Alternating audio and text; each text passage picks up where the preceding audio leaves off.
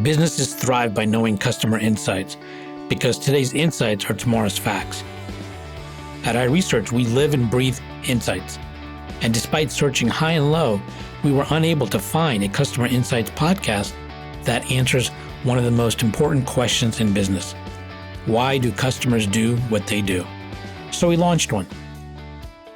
Hi, I'm your host, Darshan Mehta. I'd like to welcome Katrina Noelle. She is the president of No Research and co-founder of Scoot Insights.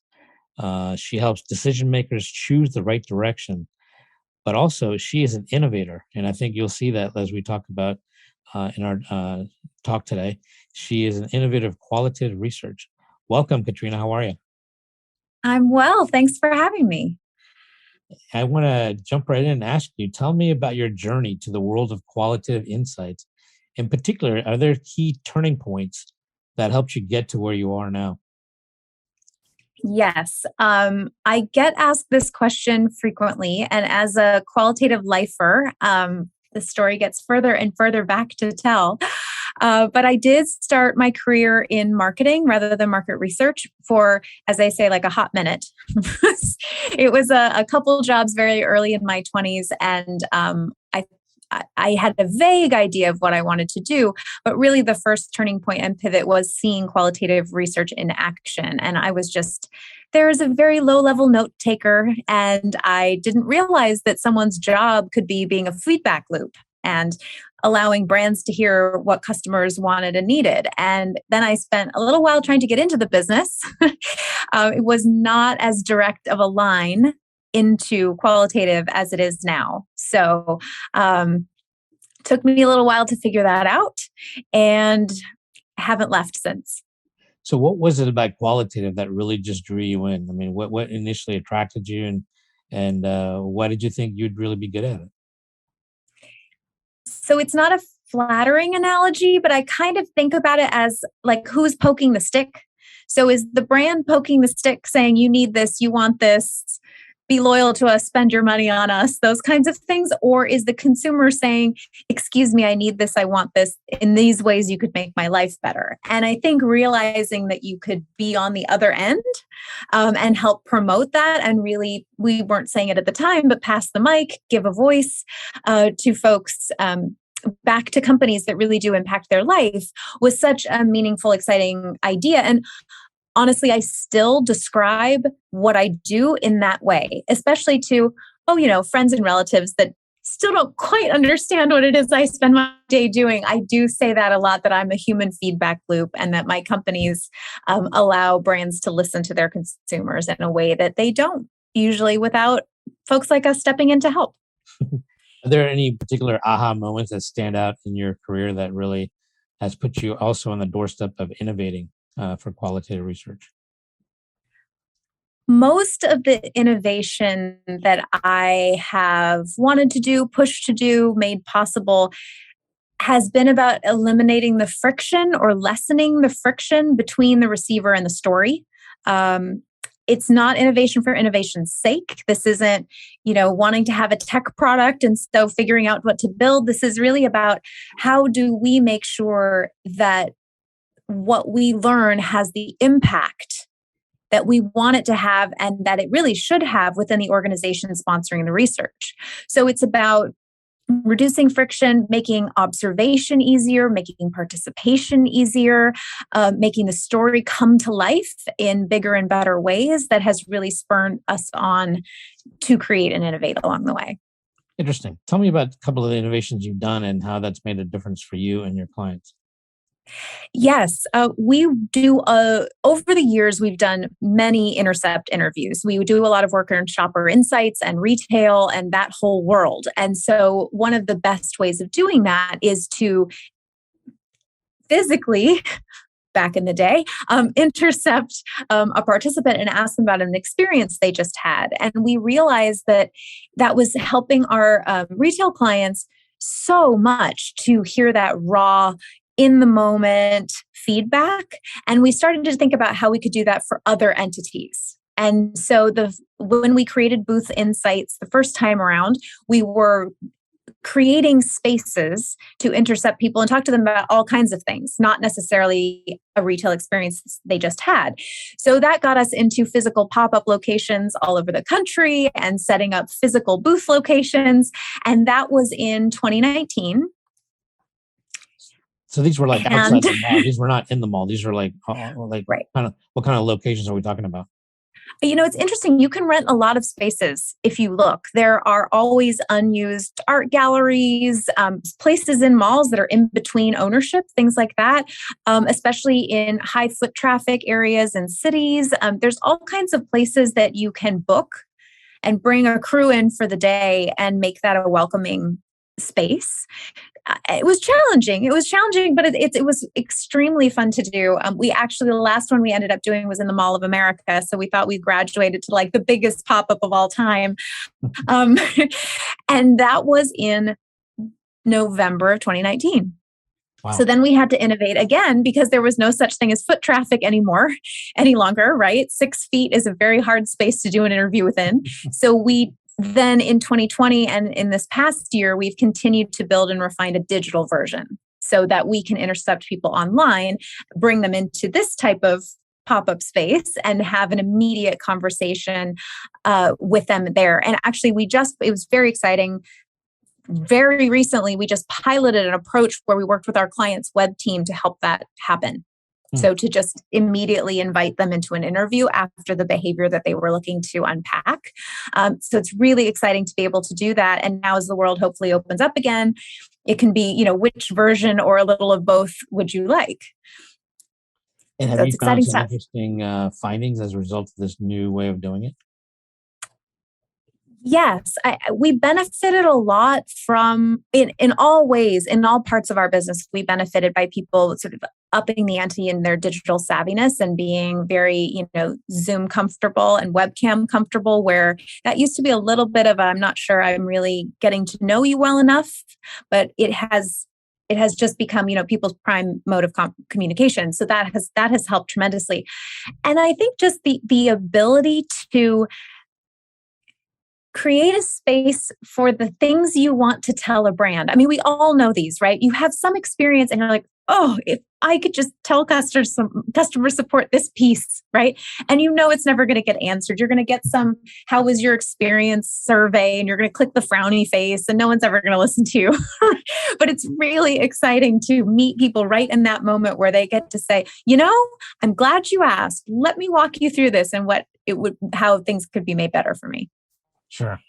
How challenging is it to get clients to undertake qualitative initiatives versus quantitative?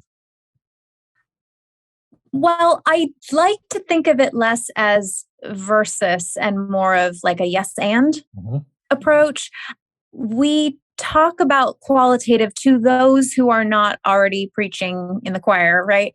That it is a almost necessary at this point complement to quantitative data. So whether you're getting your quantitative data from primary research and surveys, syndicated research, social scraping, wherever you're getting the quant, there is a story to be told. And that's how we talk about what the qualitative does, is bring that to light, unearth the whys, illuminate the insights within that story. And that, I think, if I think back, folks that have been reticent are never reticent again, right? The second time around, the qualitative is in the proposal. I think it's something that you have to see and realize and appreciate, where it can sound kind of like human touchy feely fuzzy, perhaps, to some folks who are looking for the percentage marks. But I think once they see it and they see what we capture and how it brings to life those very important numbers, it's much easier the second and third times. I agree with you. I think qualitative and quantitative complement each other, and they should be in the end as opposed to an or. But I also agree with you that, in my experience, I really, there's something about qualitative that's just fascinating and interesting when you get to the deeper understanding of what really drives people. And I think there's insights all around us. And I think people just need to have more conversations with their customers and employees. And it's amazing what you can unearth. In fact, in my book, I talk about today's insights are tomorrow's facts.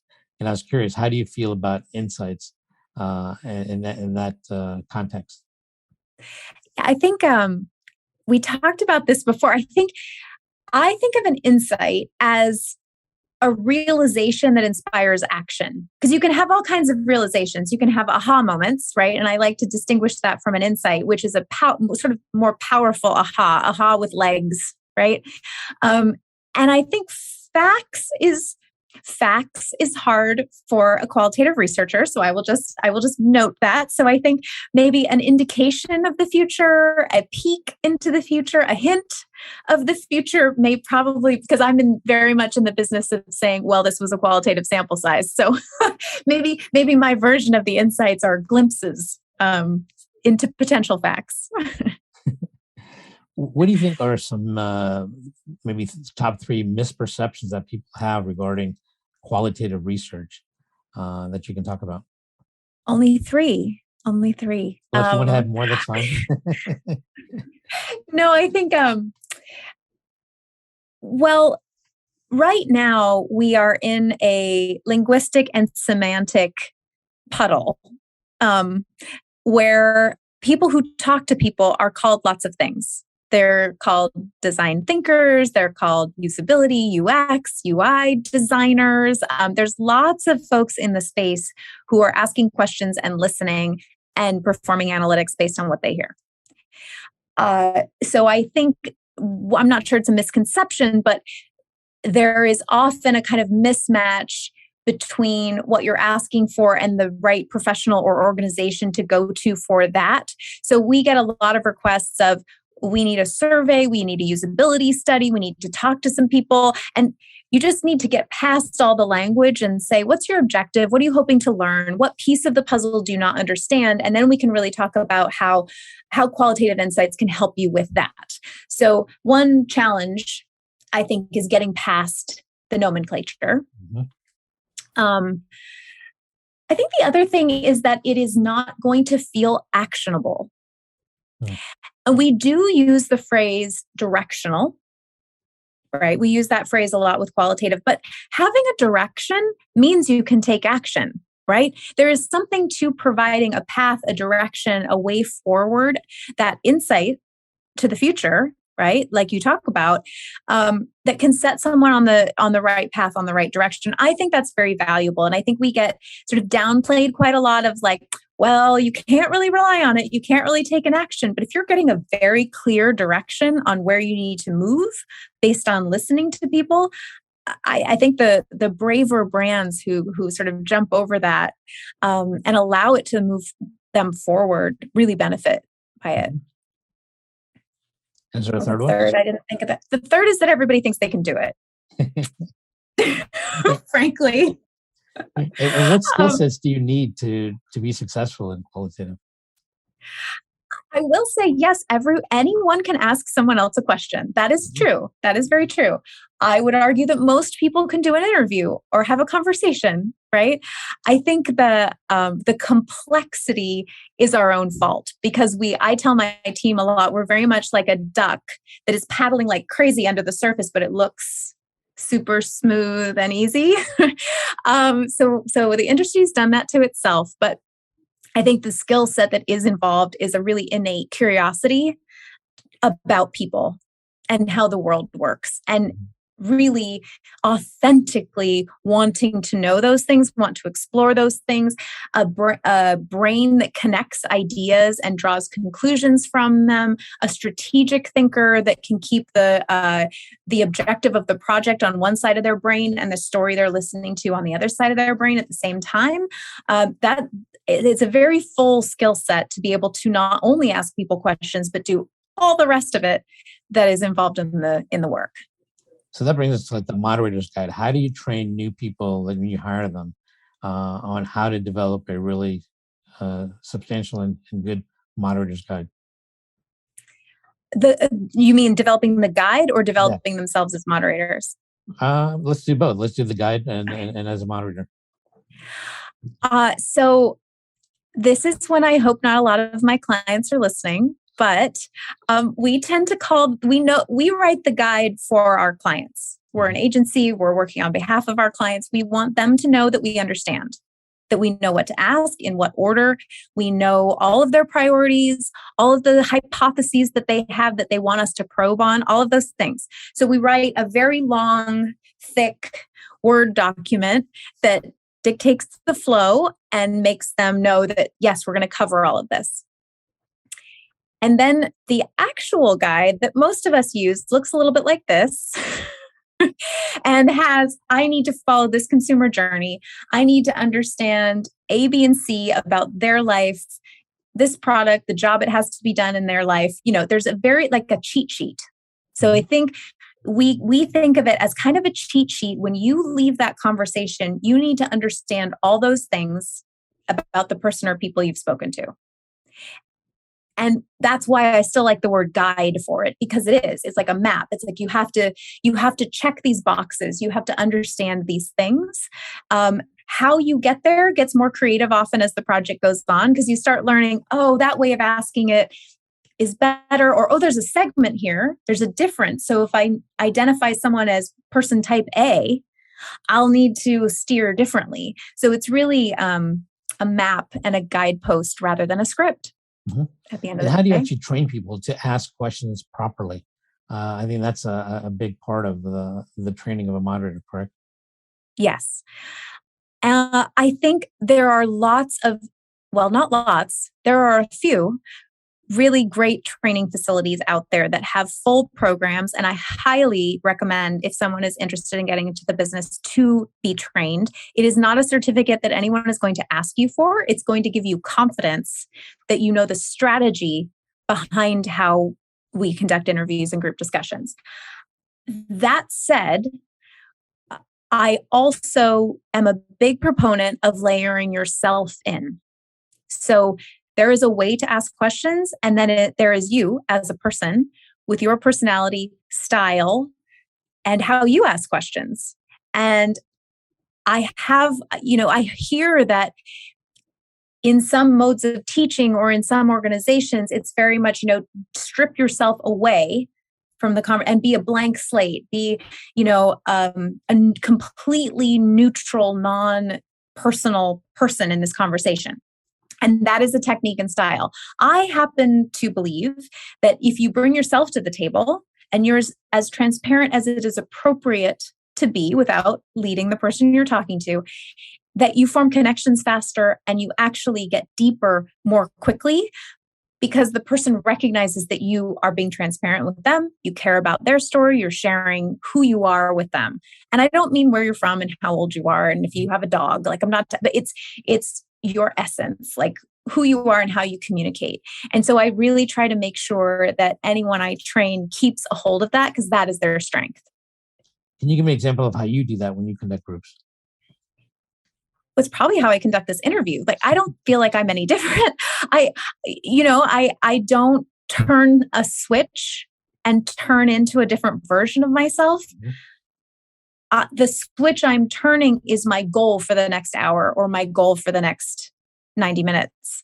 And it's that purpose and that sort of strategic purpose and what I'm listening for and what I'm there to achieve that changes, not my personality. I would be exactly like this if I were interviewing you. Yeah, I know what you're saying. I think if you appear authentic and real and just want to engage with people, they're going to do exactly the same, right? And it's going to encourage the entire group to do the same with you. What impact has COVID had on qualitative research? It was challenging. It was challenging for companies, organizations, entities who had not yet embraced digital. That is not the majority. I think the majority of us have been honing digital techniques for a decade or more, and we're thrilled to put them into place or crank them up. Like in our case, we've had a digital practice since 2008. We've been about 40 to 50% digital until 2020. So it was more about, just changing the project design rather than learning how to do something differently. But I think the industry was stuck in a place where they felt like there were a lot more boundaries than we actually found out they were. That we found out there were far fewer boundaries, and that it was about connecting to people and not so much how you tactically did that. It was just about finding a space somehow, some way for that connection. So I think it opened up a lot of doors. And I think people have a vaster toolbox that not only they can use, but that they feel comfortable using, that has been tested, and they know that those insights are still valuable regardless of how they got them, and are perhaps better because it has been designed with more options to use in that design. Are there certain unique advantages that digital or online methodologies for qualitative offer that surprise you and are unique just because of the online medium? I've always said the main benefit of doing something remote is from an inclusivity standpoint. So the number of people that could journey to or invite people into their space at a certain time on a certain day with no life stuff coming up, right? Who lived close enough where the client team could comfortably fly to, who had, had ability to be able to walk and drive and get themselves there, had income to be able to get a sitter for the kids and come to a group. All of those things made the net that we were casting smaller than it could have been. And so I think what digital allows is a widening of that net and an ability for more people to have their voices be heard in qualitative. That to me is the biggest, and that is on any metrics. That's on geography, diversity, income level, ability level, language level. There's so much more that we can do if we hear from more people, and that's really the main benefit as far as I'm concerned. And what do you see happening to qualitative research going into the future? Do you see any trends or directions you think that it's going to be heading? I will say the investment in qualitative has just kept growing in the past couple of years, and the appreciation for the need to listen to people, that human beings are not static. And if they answered a survey 6 months ago, perhaps they think differently now. And maybe you should ask them about how life is now versus October. It's just grown. It's so gratifying to see. This is all the way down to a lot of mergers and acquisitions going on in our space. This is about investment in new technology platforms in our space, and kind of a focus of combining qualitative and strategic work more intimately, so that really it leads into strategy and it leads into brand building and all of these other great things that it can turn into. So I think there's emphasis there, there's funding there, and I think we're going to be on this track for a little while. We've all got to hang in for the ride. But yeah, I think it's all very good things in our near future. Perhaps that's an insight that will be the fact of the future. I'm not sure, but I hope so. So how much is actually being driven by brands and companies as well versus just technology within the industry? I don't think there's innovation in the industry unless there is a need from brands. So I think we are all beholden to the brands and companies and organizations that need the services, that need those insights, and then the iteration follows the need. And I do notice that when speaking with our clients and potential clients, they want that richness. They want video. They want stories. They want personas. They want that feeling that they can hang on to something that represents their target audiences. And that's what they're coming to qualitative for. And then I think we all run around like crazy trying to make that happen for them. But they're definitely leading the charge and the investment. What do you see in terms of innovation that you think you'd like to pursue in the future regarding qualitative that's been kind of spinning around in the back of your mind saying, I wish I could do this and I think I might try this? Oh, I think for me, it's about increasing flexibility. So where I feel like a great majority of the industry is stuck, in air quotes, is there's 5 or 6 methodologies. Which one do you want? How long do you want them to be? And give me your criteria for your participants. There's this very sort of like set inputs that go into project design. And I think the freedom of saying, let's mix and match. Let's see if we do some mini groups and then intercept a few people. Maybe then we talk to some stakeholders and get their 2 cents and sort of play around with the pieces more organically. I don't know if that's a technologically based solution. I think it's more of like a mindset shift of here's the timeline, here's the budget. Let's move around within it to get the insights we want. Because often you're in the middle of a project and you realize, oh, we just learned something. If only we could talk to this type of person in this way. And we've already got the budget and the calendar set. And it would be great to come up with a flexible model to say, here are the widgets or the pieces, and let's move them around while we learn so that we can pivot more easily. So again, I don't know if there's any tech developers out there that sparked something for, but I like to see that flexibility increase. How challenging is it to sell a client on a new methodology that you're have come up with? I would think that might be a little bit of a challenge for you, no? Yes. Yes, selling anything new is tricky. We are a big fan of having having clients help us beta test things. And I think that is one way to show we're not trying to snake oil salesman this, this is not this new great thing that you've just got to try. It's we're working on something. And the reason we're working on it is because we're trying to solve problem X. We think you might benefit by solving problem X. Mm-hmm. Is there anything you want to know about? Let's do this together and let's figure out if that actually does help you. And I think that approach and that transparency has really helped us get a few things off the ground. And then not only might they come back for the methodology, right? But they feel like they've been a part of it and they should be a part of this. This should be a collective combined effort. So I think it's a luxury to be able to do, but it's a really great way to get something off the ground. And then you can tell that story and you can say, this isn't just us at the agency thinking you need these things. We actually have these partnerships who've helped us form this. And that actually helps us tell the story better to other potential recipients. Mm-hmm. We've always talked about doing qualitative with customers and stuff. Have you seen any shift or changes towards doing qualitative with employees, especially, post-COVID? And that's, we actually, on the rare chance that we do get to do internal employee-based research, it is incredibly gratifying because then it's almost one more level of deeper engagement. You're not only talking to somebody about a thing or a service that impacts their life, you're talking about their life, and their employer has a huge impact. And so we count ourselves very grateful for the employee research work that comes our way. There's a great opportunity, I think, for companies to take a deeper dive than the required light touch. I feel like a lot of people take the best places to work survey, they do it annually, they crunch the data, and they kind of check a box.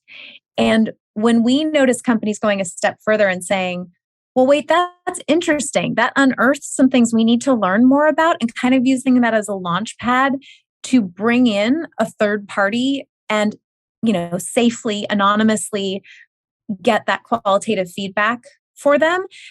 It just, as in with any study, illuminates that story. It points an arrow towards what they could fix or change or add to keep their teams happy. And it's more people should be doing it. It is tricky because it kind of lives within HR. So sometimes they may not know that something like consumer insights exists and could be leveraged. But yes, I think that's probably another soapbox that I should be on about that. Yeah, and I think there's a clear linkage between happy employees and happy customers, and I think you're talking about you're a feedback loop for companies, but that's the most immediate feedback loop, right? The front line of employees and trying to incorporate that on a daily basis, and that's why I think companies that do focus with employees really do benefit from a better feedback loop all around, and I'm sure that's what you've seen as well, right? Yeah, and we work with one organization that before we get involved, they talk to their call center. And I've always thought that's such a great practice because who knows what your end customer wants the needs better than the people that have to sit on the phone all day long and deal with them, right? So it's so great that it kind of the business problem or the research objective is taken to that team. They give input, and then we have that we have those hypotheses and those stories from them to make our work richer and give us some breadcrumbs, to know what to look for because they see it every day. And what role does social media play now in terms of getting that qualitative insight as well? Like, you say companies go to the call center, which is a great idea, but sometimes they may not have that or don't do that. So how much emphasis do you put on the social media part of it to help you with qualitative research? I actually just spoke about this recently because wow, I feel like there's a theme here. It is another underutilized qualitative connective tissue because it is sort of an unmoderated pool of feedback, right? It's sitting there. It is technically qualitative, like it may be a lot of it, but it's all people saying stuff. I think a lot of people are nervous about social data because are they bots? Is it all negative and all positive? Are there, brands making up their own reviews? Who's on social media? Who would post about it versus I totally agree. There's a lot of filtering and a lot of biases that you have to scrub out of any kind of social media research.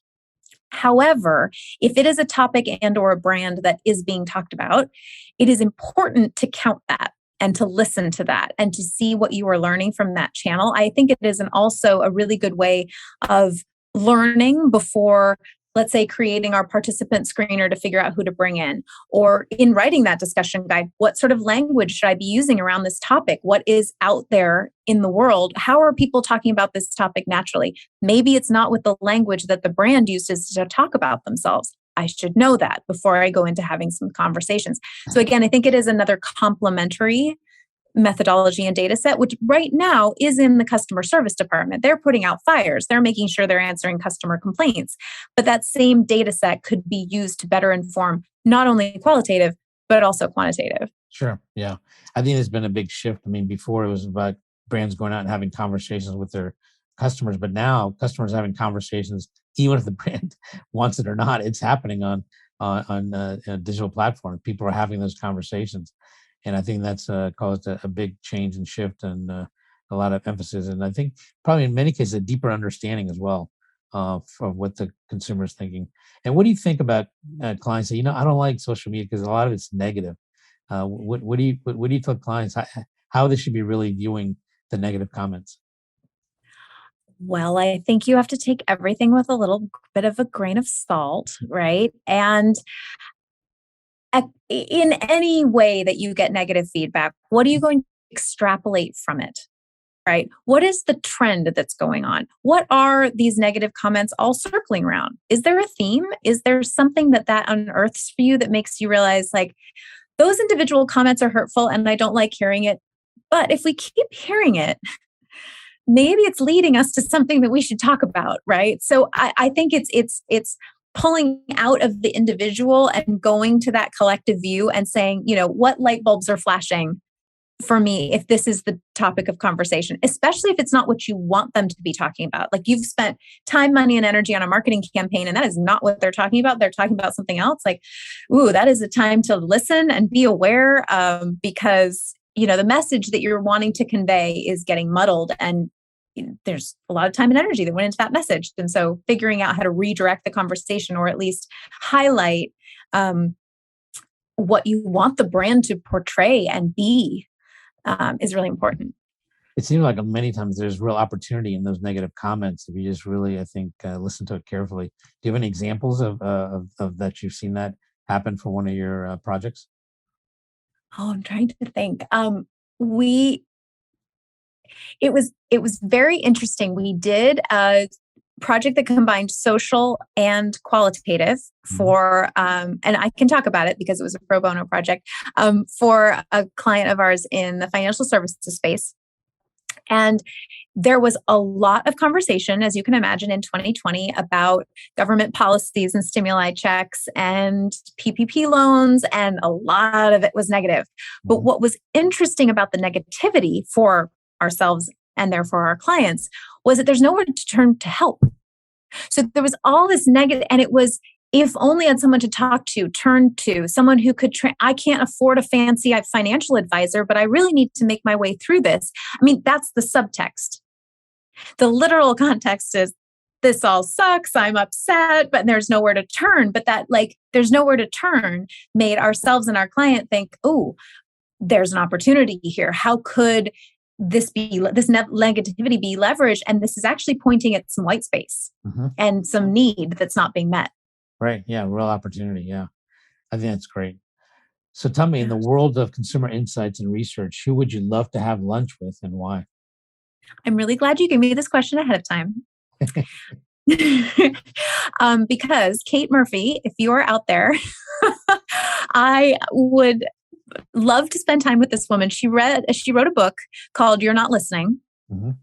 And she interviewed people of all professions. So she's not necessarily in the insights game, but she basically wrote the manual for empathetically listening, which is such a big part of what we do, honestly, both in our field work and with our clients, right? We are constantly listening, absorbing, understanding so that we can be of help and so that we can do our analysis, everything across the board. And a colleague group of mine passed this book around and we're like, how does she know? And it was really interesting to read about all the different professions that also have to pull the same levers and how everyone does it a little bit differently, but sort of the lost art of listening. It was one of my favorite reads of last year.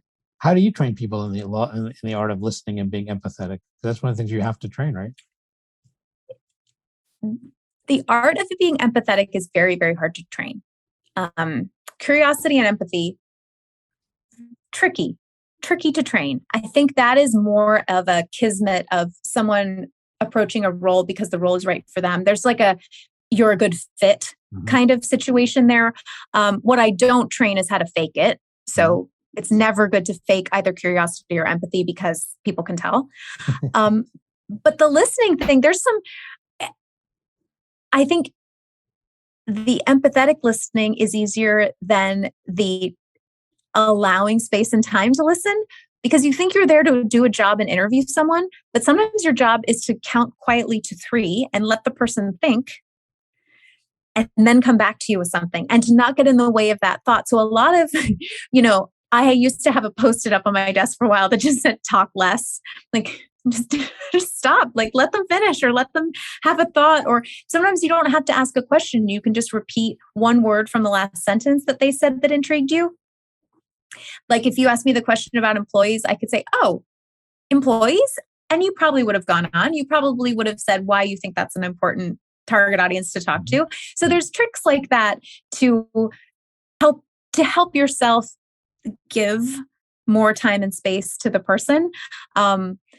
And yeah, so we go through some things like that, especially with video deliverables being so hot right now. One of the things is it's very important not to interrupt someone else, because otherwise you find yourself in a sizzle reel very quickly. And that's not where we belong. We belong behind the scenes when that deliverable comes out. So it's more technical and tricks about how to make sure that the true time is being given to who we're talking to. And what role do you think intuition plays in being a good researcher? Intuition. It's pretty key. I would say if intuition is astute reading of other people and being sensitive to how you are in a situation, right? If I define it in that sense, because it's very important to understand how you are connecting with someone or maybe not connecting that well with them, and shift to accommodate to make that experience as fruitful as possible. So this is not an industry where you can barge in and ask your questions no matter what. There's an intuition, a people intuition. I would say that's actually opposite on the analytic front. Be very wary about being intuitive on that front. Read your transcripts, do your coding, maybe leave intuition for the in the moment and then leave the data for the analysis. But you need a little bit of intuition, I think, in the moderator's guide too, because you have to kind of envision the flow of the conversation to make it more impactful. Don't you think? Oh, for sure. And I think one of the best ways of doing that is just, it's so simple. Just practice it. Just grab someone in your household or a friend or someone and say, can I just talk to you about this topic? Like, I know you're not buying a car right now, but I have to talk to people about their purchase journey buying a car. So just humor me and run it. Yeah, and you'll see. Yeah. Yeah. So there's yes, intuition, but there's also practice and there's also preparation. Yeah, I think you can hone your intuition skills for sure by having more and more conversation, more practice. Absolutely. So, well, listen, this was a great talking to you. I really appreciate it, Katrina. And thank you very much. Thank you. I appreciate the time. Getting to AHA was brought to you by iResearch. To find out more about us, head to iResearch.com and make sure to search for Getting to AHA in Apple Podcasts, Spotify, and anywhere else podcasts are found. And don't forget to click follow to ensure you don't miss any future episodes. Thank you for listening.